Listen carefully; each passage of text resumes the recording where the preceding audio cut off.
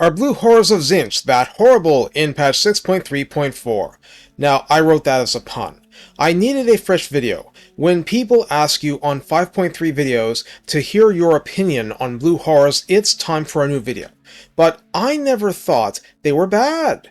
This is a fresh look at what new horrors they can inflict on unsuspecting mortals who think that they're small, cute, and harmless. Well, 2 of the 3 isn't bad, but recruit for 500 gold and 125 upkeep, or equivalent thereof. On Ultra, they come at 160 entities with 7,680 health spread between them. Yes, 160 entities. That is an extremely important thing to keep in mind, so 160 entities. I'll keep saying it until it sinks in. Also, as a whole, the unit has a whopping 1,400 barrier hit points. Good for diminishing the earliest blows of battle, but I wouldn't rely on this replenishing mid-battle much, given the unit needs to be close to the enemy to do work. Armor is 5. 5, as in what comes after 4. Physical resistance of 20 is a lot better, but that's a base figure. Tzeentch in campaign doesn't like low magic and low corruption areas. Leadership 50 isn't exactly great. Speed 38 and Char Speed 46 are actually decent figures, so they're not leadfoot units. Melee attack begins at 20, and each blow is magical attack and flaming attack. As much as I've said, not much has that profile in this game, and this profile is dangerous to, say, Norscan Ice Trolls. I mean, come on, melee attack 20. But keep in mind, 160 entities. This is a better attack figure than your average skeleton warrior, isn't it? Attack interval is 4 seconds, as standard, and no splash at all. Melee defense starts at 22.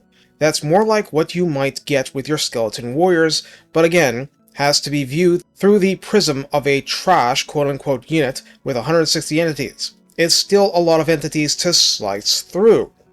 Weapon strength of 24 is split base 21 and armor piercing 3, so that's very decent against unarmored targets. Not decent at all against heavily armored ones. Charge bonus is 10 and mass is a mere 70, making them inherently vulnerable to becoming roadkill at the wheels of some sexy orc ride. And if that's where it ended, this would be kind of sad.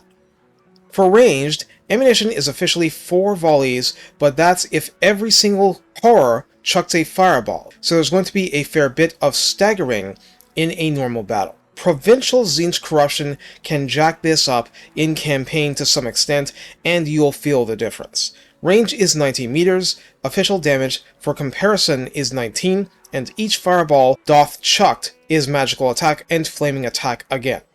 Damage per fireball is base 13 and armor piercing 2 damage per impact, 0 splash damage. Axe style trajectory, reload time of 8 seconds, total accuracy the standard 20, calibration distance 60 meters, meaning only while they're past that range. Calibration area 2 means that the default isn't especially inaccurate at all, it's actually considerably more than the average archer volley. There is no multi-target penetration evident. The unit is plain vanilla demon, can hide in forest, causes fear, will not rout per se, and aside from the physical resistance, it'll disintegrate when truly broken. So yes, when the going gets tough, blue horrors get going, back to their home plane of existence. In the redline skills, for proper Tzeentch demonic lords, accursed horrors at 3 pips adds barrier plus 10% and missile strength plus 16%.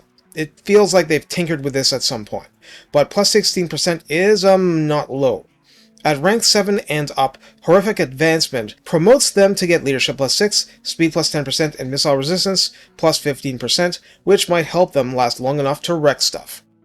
For Mortal Chaos Lords, Savage Bloodlust would add at 3 pips armor plus 12 and charge bonus plus 12 flat, which is interesting, because charge bonus 22 on Blue Horrors and 5 armor going to 17 makes them more credible as a frontline infantry attacker to some extent. Legion of Doom would help rank 7 horrors with armor plus 10, melee defense plus 5, and spell resistance plus 20%. Curious. In the mainline Tzeentch tech tree, Locus of Transmogrification grants plus 2 recruit rank, which adds up since you'll recruit a lot of these probably. Maybe.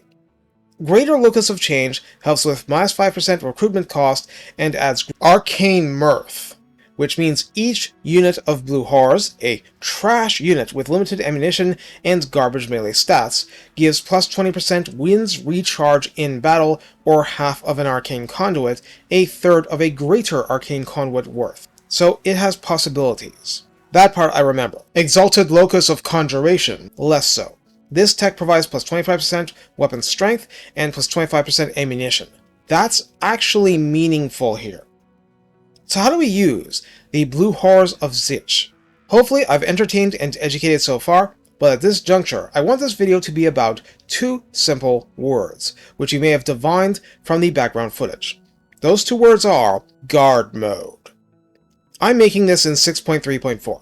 I have no opinion about things I haven't seen and tested yet, but right now, as I record this script, Guard Mode is working fantastic with Blue Horrors, in the sense that they come with 1400 barrier hit points to slow down the rate of their destruction. They have deep ranks naturally. They can't possibly fire all their ammo before normal infantry enemies close to melee range, and therefore, keeping formation, having entities nastily chuck fireballs in people's faces, sides, and backs at short range whenever the opportunity presents itself, and then throwing more when enemies disengage through fleeing, it's all good. You're maximizing what you can get out of this bottom tier demonic infantry unit until you run out of that ammo. And like I keep saying, 160 entities! There's a lot of the little buggers. Each fireball may not be that strong, but 160 of them is adding up. I didn't put shields on the clan rats for the larger demo combat, but since these are direct small arms fireballs, shields will indeed help against them. Again, it's impressive for a low-end unit, but it's still a low-end unit. It's not designed to roast longbeards. That's what Flamers of Tzeentch are for, and I'll cover them again soon.